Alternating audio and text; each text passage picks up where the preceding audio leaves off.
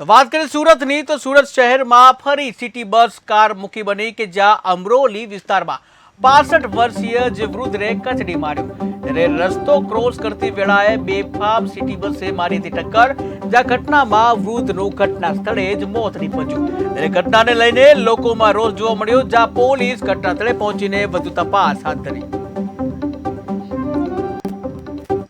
તો વાત કરીએ ખેરાલુની તો ખેરાલુ હાઈવે પર પાટણ લોકસભા કોંગ્રેસના મધ્યસ્થ કાર્યાલયનો શુભારંભ જ્યાં પ્રદેશ ડેલિગેટ બાબુજી ઠાકોર અને મુકેશ દેસાઈના હસ્તે ઉદ્ઘાટન કરવામાં આવ્યું છે ત્યારે કોંગ્રેસ કાર્યાલયના ઉદ્ઘાટનમાં 200 થી વધુ કાર્યકરો હાજર રહ્યા હતા જ્યાં કોંગ્રેસ પ્રમુખ રણજીતસિંહ પરમારે આપી મીડિયાને વિગતો ત્યારે રાહુલ ગાંધીની જાહેર સભામાં જવા 100 થી વધુ ગાડીઓ રવાના થઈ।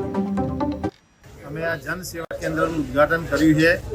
અહીંયા જે કાર્યાલયનું ઉદ્ઘાટન થયું છે ત્યાં આપણા વિધાનસભા ખેરાલુ વિધાનસભાનું મધ્યસ્થ કાર્યાલય છે એટલે જે પ્રચારની ગતિવિધિઓ ચાલશે એ તમામનું મોનિટરિંગ અહીંથી થશે।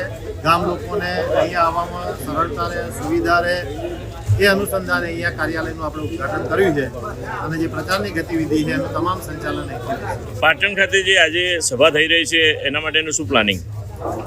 અહીંથી અમે લગભગ 250 ગાડીઓમાં ખેરાલુ વિધાનસભા વિસ્તારમાંથી કાર્યકરો પાટણમાં રાહુલજીની રેલીમાં જવાના છે।